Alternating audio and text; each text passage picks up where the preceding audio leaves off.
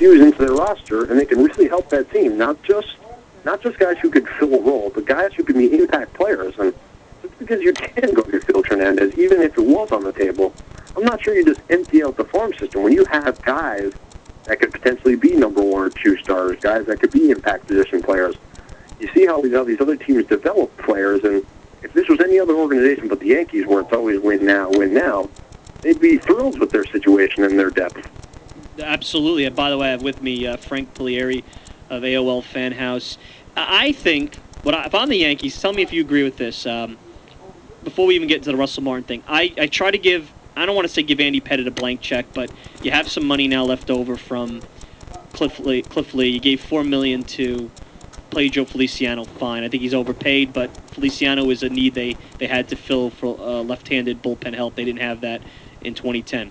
I give Pettit maybe 15 to 18. Got 15 last year, I think. Give him $18 million. Make Nova your number 5 starter. Maybe you bring in a Freddie Garcia on a cheap incentive-laden deal. You got the killer bees there, Benuelos, Betances, Brackman. Maybe one of them could step in at some point this year. I still think that's a 93 to 95 win team. Maybe they're not as good as the Red Sox, but you don't have to be as good as the Red Sox on April 1st. Do you feel that the Yankee fans should be comfortable with that kind of pitching scenario?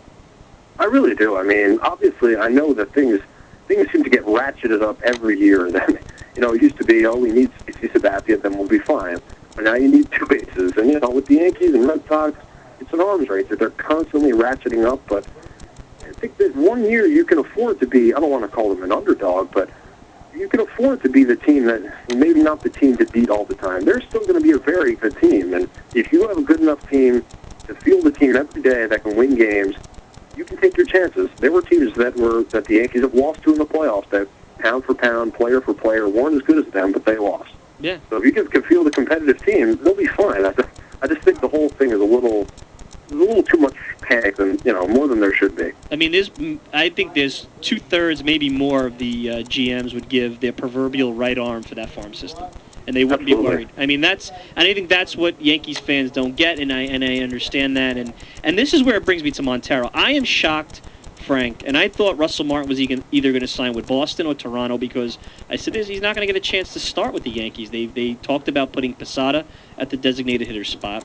They talked about giving Montero a chance to win the job in spring training, maybe bringing in a veteran. I thought someone like a David Ross type I threw out there, not him, but someone like that could back up. They have Cervelli, who's a good backup. But no, they bring in Martin, who has hip issues, hasn't had a good year in a couple of years, has 20 home run, 300 potential, but who knows what that's going to bring about this year.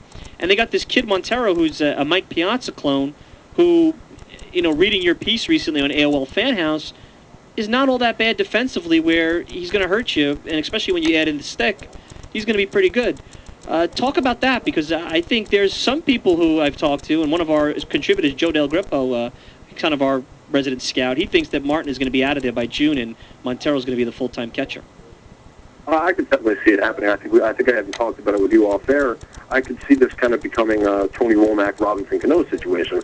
Obviously, it's a little different because Cano was talked about differently than Montero is, and I think people actually fully expected Womack to take that job. But I could see with Martin coming in here and struggling then and forcing the Yankees' hand to bring in Montero, and maybe that's what they have in mind, give him a little bit of a chance to get in the groove in AAA. He is a slow starter, but it just kind of baffles me at times that the Yankees just seem so unwilling to take any sort of leap of faith with a young player. And if there's ever a guy that you bring up and say, give him a real chance at this job, it's Montero.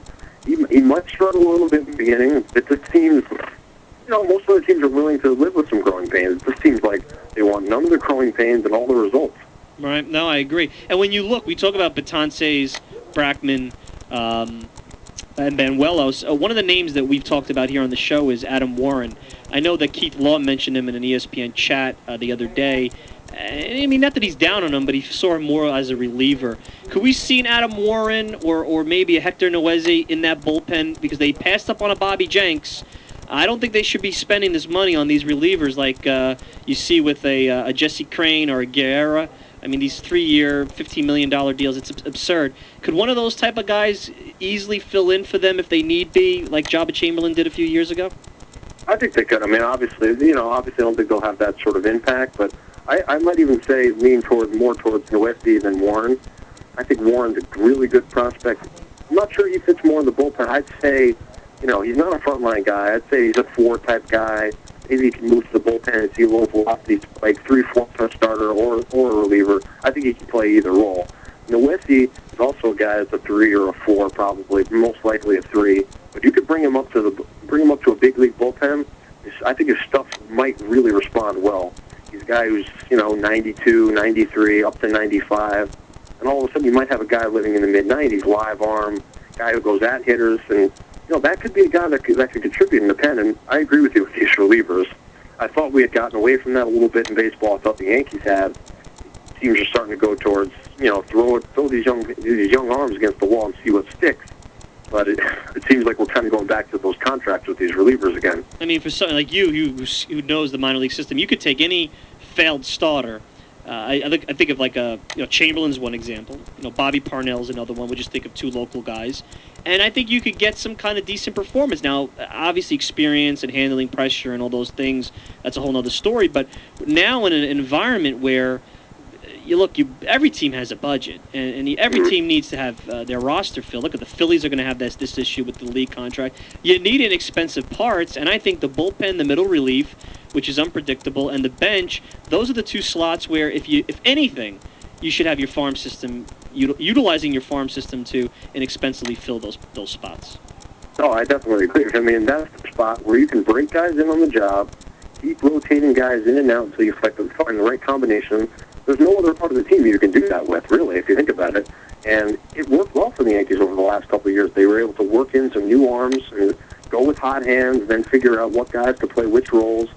And if you get locked into these contracts, you don't have that type of flexibility anymore. And you're right, that's the one part of your team you can go cheap and get elite results. There's not really any other part of the team you can do that with. Absolutely. So, Frank, before I let you go, what do you have coming up? I know you said you had a piece about the Greinke deal coming up. Anything else you want to let the listeners know about? Obviously, you're over at AOL Fan House. Well, after the holidays are done, and once the pop stove cools down a little bit, I'm going to start up the weekly prospect chat. They'll probably be on Wednesdays, and then we'll start getting into the fun stuff like the top prospect lists and all that. And then I get to hear from all the team's fan bases of who I'm biased against and all that fun stuff. And I'm sure the New York fans are the most vociferous in that group, right? Oh, yeah. They'll go from loving me one day to hating me the next. That's always a fun time of year. Well, Frank, listen, have a happy holidays. I always enjoy having you on. It was a great chat we had tonight. Let's do it again, okay?